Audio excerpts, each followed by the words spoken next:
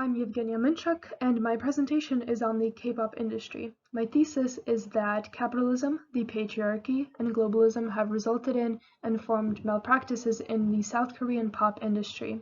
I will discuss how patriarchal views, globalism, and a profit-based economy drive the K-pop industry and set beauty standards in South Korean society. Hallyu refers to a surge in international visibility and engagement of South Korean culture. After the Asian financial crisis, South Korea invested in its cultural industry as a way to combat poverty. Soft power refers to the use of soft resources or cultural influence in order to solidify long-term improvements and changes in the global standing of the nation. Hallyu is a strong form of soft power for South Korea, as the entertainment industry made around $10.8 billion for the South Korean nation in 2020. The use of entertainment like K-pop and K-dramas has resulted in a global fan base of South Korean products and the spread of South Korean culture. This quote showcases the soft power of the entertainment industry and its global impact. I was definitely not the kind of guy you'd expect to get into a 9-girl Asian group, but before long, Toth was studying Korean in order to understand the lyrics and also Korean TV shows. In the beginning of the pop industry in South Korea, private companies would sign their employees on contracts that imposed heavy long-term restrictions and rules upon them. SM Entertainment was one of the first big labels in K-pop, pioneering the process of producing an idol. The production of an idol is a fairly known process in which the agency would scout for talent, train them at a young age, and debut them as part of an idol group tailored to what was popular. In order to maintain the image of the label as well as the persona of the idol, they would be required to sign contracts which allowed the label to control various aspects of their lives and bodies. Many trainees accumulated large amounts of debt to their entertainment company, which did not go away if the contract was terminated or canceled. Many idols would not see their earnings from their career until much later in their lives. And after many lawsuits against entertainment companies for these contracts, the contracted years were minimized and financial penalties were reformed for canceled contracts, though idols still face maltreatment such as eating regimes, plastic surgery, privacy, etc. The unit is a perfect showcase of this, as the reality TV show focuses on the stress of being an idol. The tone of the show, however, presents their struggle and overwork in a romanticized lens, with the main idea being that if idols work hard, they will beat their competition and be rebooted into a new K-pop group. Competition is a crucial aspect of a profit-based society, as people desire to rise above others in terms of status, financial wealth, etc. The novel If I Had Your Face showcases the contradictory pressures that women face in contemporary South Korea.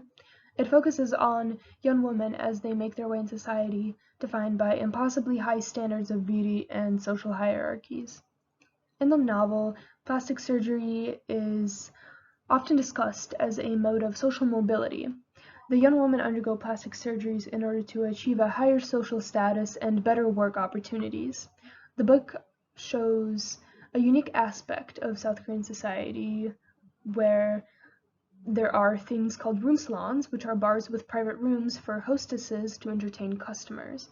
The customers are primarily men, and the hostesses are attractive women.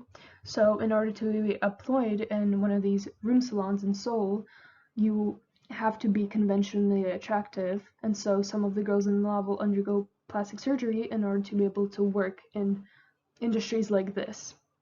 The novel also shows an instance where K-pop, though a representation of competition and beauty standards and strict social hierarchies, still offers a form of escapism to people living in poor conditions.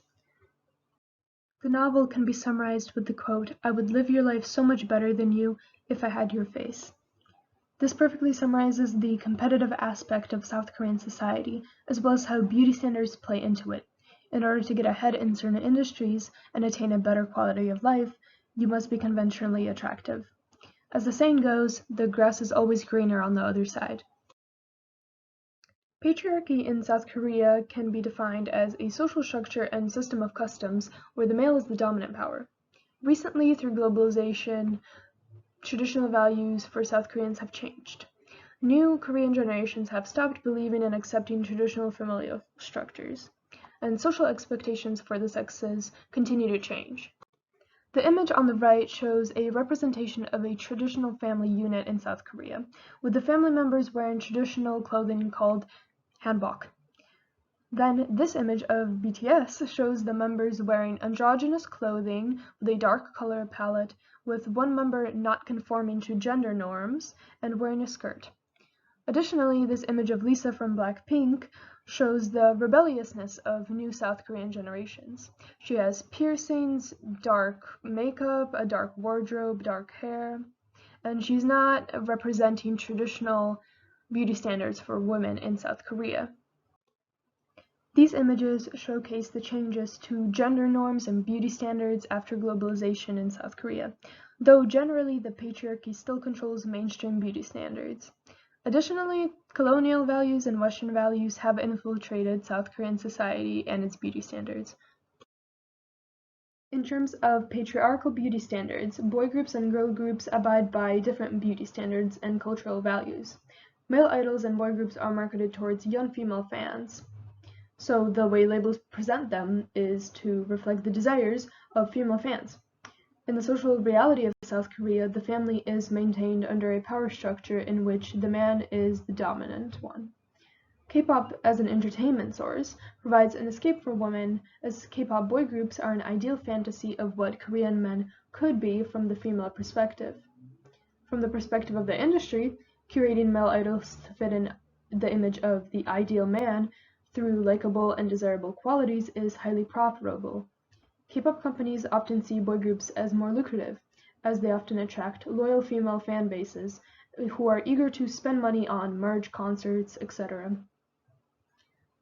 This image at the top is of a male K-pop idol who is wearing makeup, has piercings, has perfect skin, and looks generally feminine, which the label chose to present, and they chose to present him in a feminine way, presumably because this is more appealing to young female fans.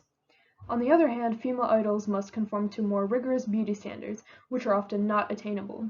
The middle image shows some of the beauty standards that these idols must conform to, such as light fair skin, small nose, large eyes, which are often not things that South Korean people are born with. The beauty standards are often only attainable through plastic surgery, which labels encourage. Additionally, labels often impose strict diets and controlled eating on idols, which is often viewed as part of the job. Ageism is quite prevalent in South Korean society, with many cosmetic brands, plastic surgeries, and skincare products focusing on anti-aging. This ad from Medicator's website shows a plastic surgery advertisement in South Korea, in which there is an older woman who undergoes plastic surgery to look very much younger than she is, even though age is a natural part of being a human. Women are often discriminated against based on their age in both their personal and social lives. In K-pop, trainees can be as young as 8 years old, though most retire in their 30s no matter their level of success. As for plastic surgery, the most popular surgeries include double eyelid surgery, jaw reduction, and eye widening surgery, which reflect colonial and Western beauty standards. Most South Koreans are born with monolid eyes, which were an evolutionary advantage for the population of their region, but now these traits are seen as undesirable based on arbitrary beauty standards. In the beauty standards for physique, there's clear fat phobia, with K-pop companies who are known to enforce strict eating regimes on their idols, which causes a trickle-down effect onto their global fan base. This IU eating challenge is a perfect example of this. This is a YouTube video from a presumed fan of IU who's attempting the IU diet challenge. Consuming a very low portion of food and nutrients every day makes you lose a lot of weight, and teen fans attempt the diet and spread it on social media, causing a lot of trickle-down effects.